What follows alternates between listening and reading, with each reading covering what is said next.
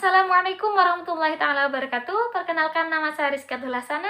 Saya di sini akan menjelaskan tentang perkembangan sosio-emosional pada masa kanak-kanak. Di mana di sini dibagi menjadi tiga. Yang pertama yaitu ada emosional dan kepribadian pengembangan. Di sini terbagi menjadi tiga. Yang pertama ada perkembangan emosional, di mana emosi adalah perasaan atau pengaruh yang terjadi ketika seseorang berada dalam keadaan atau interaksi yang penting baginya. Jadi berbagai macam emosi meliputi emosi positif dan emosi negatif. Contoh dari emosi positif itu sendiri ada rasa kegembiraan dan rasa cinta. Sedangkan contoh dari emosi negatif di sini ada kecemasan, kemarahan, dan kesedihan. Yang kedua di sini ada temperamen, di mana temperamen ini berkenaan kaitannya dengan emosi.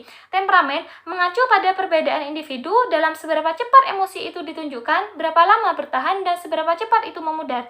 Temperamen juga melibatkan perbedaan individu dalam gaya perilaku, emosi, dan cara khas dalam menanggapi segala sesuatu. Yang ketiga di sini ada pengembangan kepribadian, di mana Erikson di sini berpendapat bahwa tahun pertama seorang bayi itu dicirikan oleh tahap kepercayaan dan ketidakpercayaannya. Jadi bayi mulai mengembangkan pemahaman diri yang disebut dengan pengenalan diri pada usia itu sekitaran 18 bulan. Jadi Erikson juga menekankan bahwa tahun kedua kehidupan ditandai dengan tahap otonomi rasa malu dan keraguan. Dan yang kedua di sini ada orientasi sosial dan kelekatan sosial. Di sini terbagi menjadi 4. Yang pertama ada orientasi atau pemahaman sosial, di mana bayi menunjukkan minat yang kuat pada dunia sosial dan termotivasi untuk memahaminya. Jadi bayi berorientasi pada dunia sosial itu sejak awal perkembangannya. Permainan tatap muka dengan pengasuh itu mulai terjadi pada usia sekitar 2 hingga 3 bulan.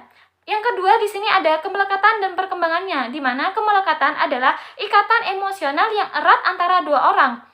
Pada masa bayi, kenyamanan kontak dan kepercayaan sangatlah penting dalam pengembangan keterikatan pada masa bayi itu sendiri. Yang ketiga, di sini ada perbedaan individu dalam kemelekatan. Jadi, biasanya ibu di sini sebagai basis yang aman untuk menjelajahi lingkungan bayi itu tersebut. Di sini ada beberapa jenis kemelekatan yang tidak aman, di antaranya penghindaran dan tidak teratur dalam pengasuhan bayi itu sendiri.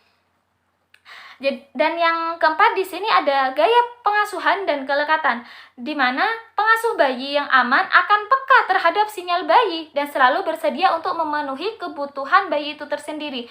Yang ketiga di sini ada konteks sosial, di mana transisi menjadi orang tua membutuhkan adaptasi dan penyesuaian yang cukup besar dari pihak orang tua itu tersebut. Anak mensosialisasikan orang tua sama seperti orang tua mensosialisasikan anak.